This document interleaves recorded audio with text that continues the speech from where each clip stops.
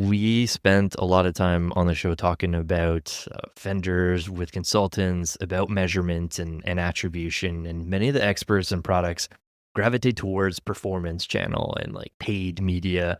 And the company you're running, Purple, was built with this like brand first approach to measurement and attribution. Maybe start by like bringing us back to the first moments when you realized there was a better way to measure brand. Okay. So it's a great start. I actually recently I did this talk to 5,000 marketers, and I went into the branding history. I went into researching it. And what I realized is that at the beginning, like 1920s, 1930s, when brands started being added to the marketing departments, they were actually part of the sales team of marketing and performance, as you would call it now. And then at some point in history, around the 60s, the 70s, we started splitting branding from sales. And then we had tho- those 90s with those big brands, Pepsi and Victoria's Secret and Playboy and all of that, those big brand building time periods in history. And then digital media came on, and we all started with their metrics, and tracking everything, every click. So it got split more and more, got more and more separated over the course of the last 20, 30 years. And I had a different story. So I started in growth marketing, in performance media. Mhm. And then I was like, I don't want to work with that. All the respect, no offense, but it's not my thing. And then I went into branding, and I worked, like I had almost 10 years experience with branding and advertising with enterprises. And I was like, it's too conceptual. Why don't we? So I Mm, always had, then I went into working with branding for startups.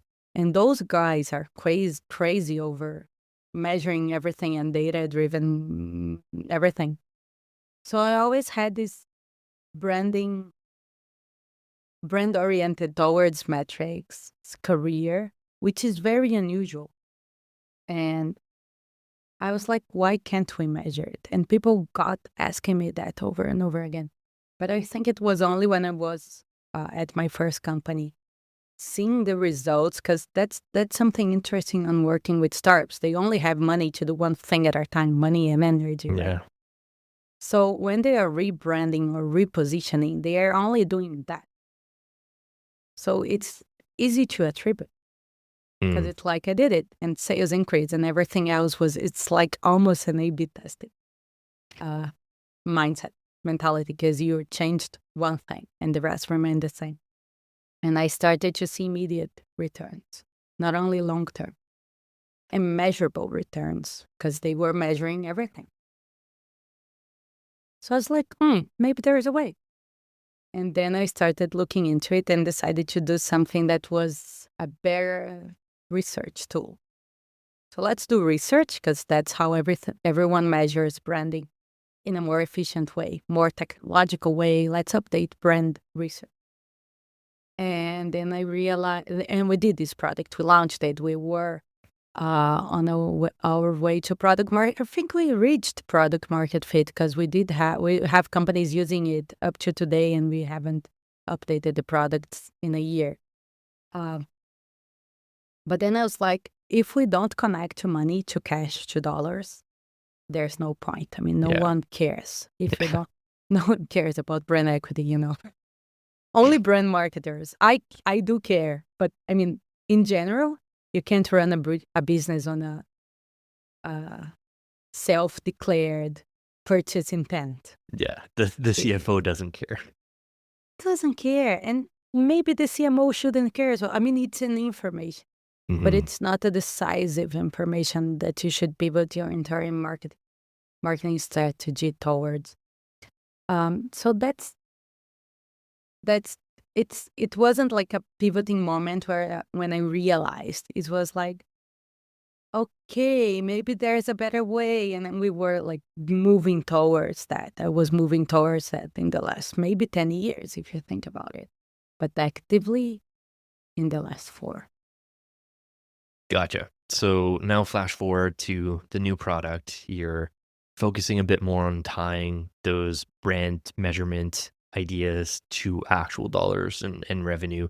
And like something that we get a lot from this idea that like how does brand actually drive behaviors before we get into the dollars there? Like maybe you can Mhm. share some examples where brand investments shifted real business outcomes like incremental revenue, loyalty, LTV, or pricing power? What are some of the examples that come to mind? Cool. So we did have some examples that were in mindset metrics. That's how it's called, right? So um, we had this client, and they are a bank, and they sponsored soccer team in the soccer championship. Soccer is huge in Brazil for Mhm. those of you that haven't. I mean, everyone knows. I mean, that's the only information about Brazil that's worldwide uh, known, right? No need for explain. But anyways, so it's a great marketing investment usually, Mhm. but it's very hard to track because it's not clickable and so on. So we saw that the soccer fans were more loyal, declaredly, how do you say that? More loyal to the brand. And this kind of pointed out to them where to look, because then they went into their data on the fans base and saw less churn. And they were like, oh, now we have a really dollar connected result, right, to this fewer churn. That was one insight for us that, oh, why don't like, why don't we measure the dollar connected thing? But it's usually for our clients, it's about knowing what channels convert, even the organic ones. Because there's no organic. Right? Organic is a myth. It's just something that you don't know what generated it, but there is no organic. Uh, but then seeing influencers, for example, it's something that appears a lot. And they are like, oh, we had no idea. There was this client of ours that they rebranded, so they had a no LinkedIn page and the new one because they put every product in under the same brand name.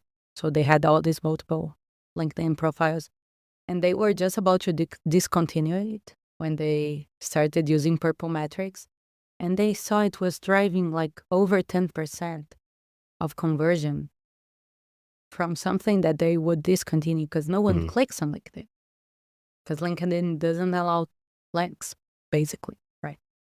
It does allow, but like it doesn't Yeah, get any penalizes reach. you if You you do. penalize it Yeah, exactly. like 20 times less. Yeah. Anyways, so people just go on LinkedIn and then they go on Google, wherever channel that you attribute to. Uh, so we started seeing these, and we started seeing these movements of how the money flows through the company. So all these campaigns are generating, we actually can tell our clients what generates branded search on Google. So you see and how long it takes. So you can actually see the system working. So this generated that in 4 weeks, and that generated conversion in 3 weeks. So we're like, oh shit, I need to start planning my 4th of July campaign now.